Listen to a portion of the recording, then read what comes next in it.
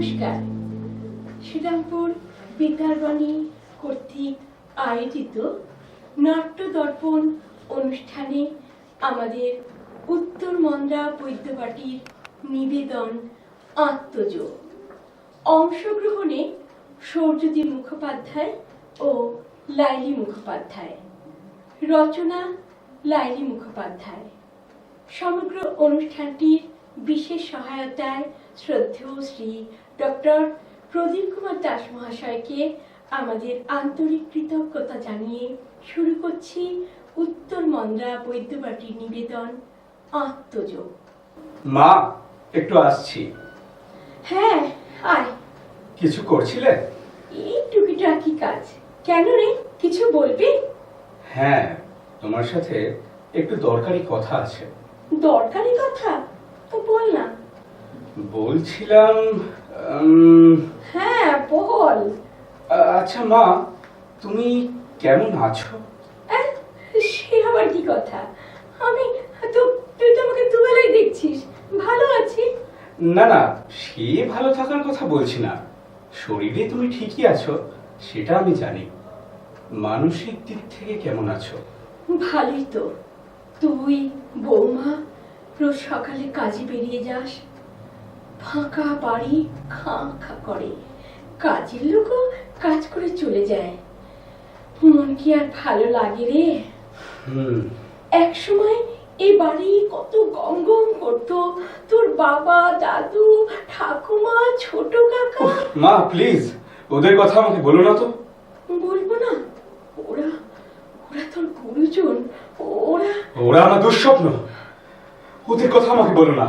কিন্তু মা, কেন ওরা আমার সাথে এত খারাপ ব্যবহার কেন করতো? আসলে ওরা তো আমার উপর একটু বিরক্ত ছিল। হ্যাঁ সেটাই তো, তোমার মতো এত ভালো মানুষের সাথে কত নিষ্ঠুর ব্যবহার করতো। আর আমাকে তো দেখতেই পারতো না। আজ ওরা নেই। ওসব তিক্ত অভিজ্ঞতা মনে রাখিস না বাবা। মা, বাবাও তো আমাকে ভালোবাসেননি।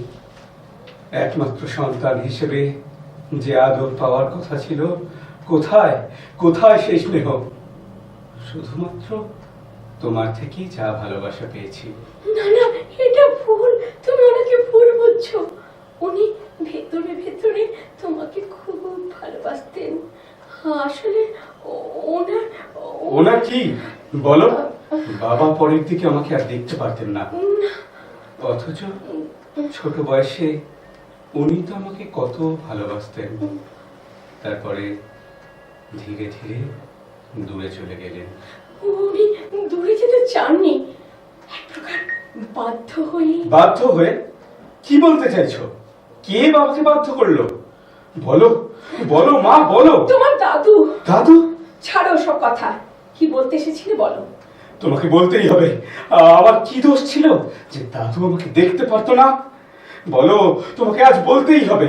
আমি বলতে বাধ্য নই। তুমি নিজের মায়ের কাছ থেকে এইভাবে কৈফিয়ত চাইছো? আমি ভাবতেই পারছি না। ঠিক আছে, কৈফিয়ত চাইবো না। তবে একটা কথা শুনে নাও, আমি আর নিপা চলে যেতে চাই। মানে চলে যেতে চাই মানে? কোথায় যাবি তোরা? সেই কারণেই তো জানতে এসেছিলাম, তোমার এই বিশাল বাড়িতে সারাদিন একা একা কেমন লাগে। একটা মানুষের একা একা কেমন লাগে এটা কি কোনো জিজ্ঞাসা করার কথা? আর তোর আর নিপার তো ছেলেপুলেও হলো না। আমি আর কি করব? সারাদিন একা একা নিজেই নিজের সঙ্গে থাকি। কিন্তু তুই কি বলতে চাইছিস? আমি আর নিপা অফিসের কাছাকাছি থাকতে চাইছি।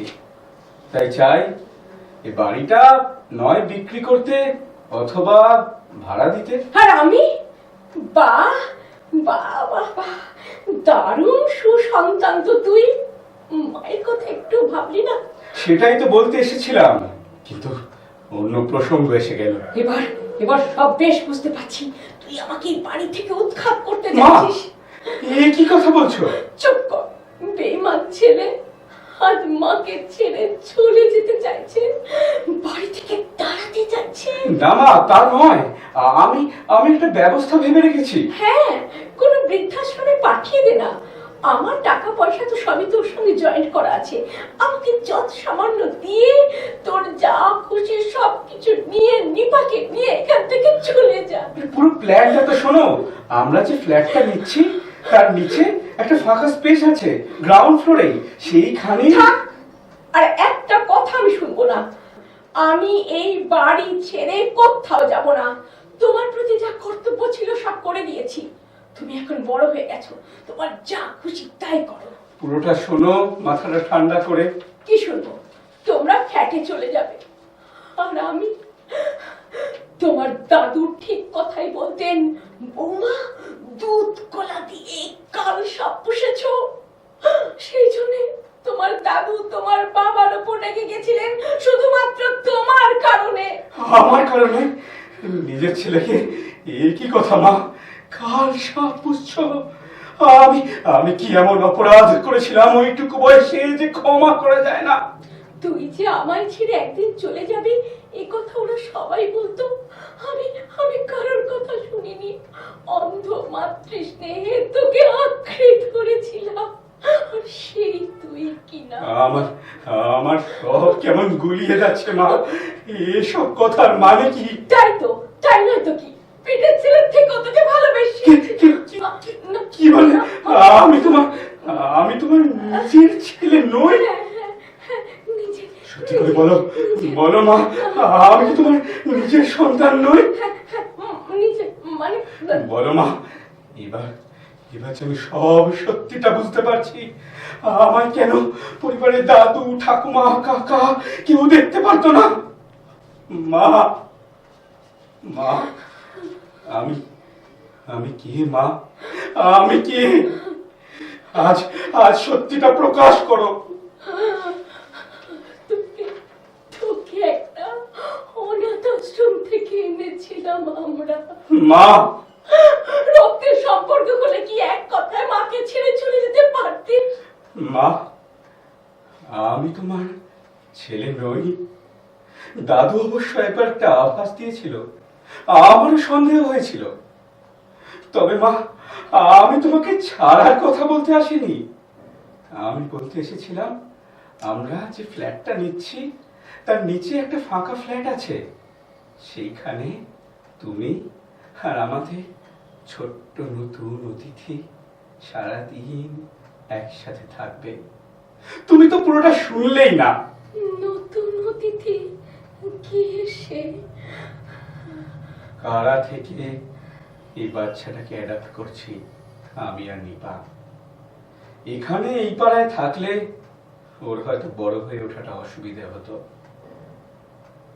তাই চাই নতুন জায়গায় নতুন পরিবেশে তোমার স্নেহ ছায়ায় ওকে বড় করে নিতে। তুমি তো কথাটাই শুনলে না। শোনা, কি শোনালি তুই আমাকে? আর আমি এত খারাপ মা, তোকে এত ভুল বুঝলাম। মা, ক্ষমা কর সোনা, আয় আয় আমার বুকে আয়। মা, মা গো, মা, মা, মা, সব ব্যবস্থা হয়ে গেছে। এবার থেকে সব ছোট্ট ছোট্ট অসহায় বাচ্চারা আমাদের এই বাড়িটাতেই থাকবে। যে মুহূর্তে জানতে পারলাম আমি অনাথ আশ্রম থেকে এসেছি, সেই মুহূর্তেই ঠিক করলাম এই বাড়িটা আর বিক্রি করব না, অনাথ আশ্রম করব। তুমি তুমি খুশি তো মা? হ্যাঁ বাবা, খুব খুশি। আমরা নতুন ফ্ল্যাটে চলে যাব। তোর বাবা দাদুর এই বাড়িতে কত স্মৃতি। এই বাড়ি কি চট করে বিক্রি করা যায়? তার থেকে ছোট ছোট অসহায় বাচ্চাদের ঠিকানা হোক এ বাড়ি। তোর জন্যে আজ গর্বে আমার মাথা উঁচু হয়ে গেছে। তুই তুই যথার্থ মানুষ হয়েছিস বাবা। তোমার মতো মায়ের সন্তান যে আমি। নমস্কার। নমস্কার।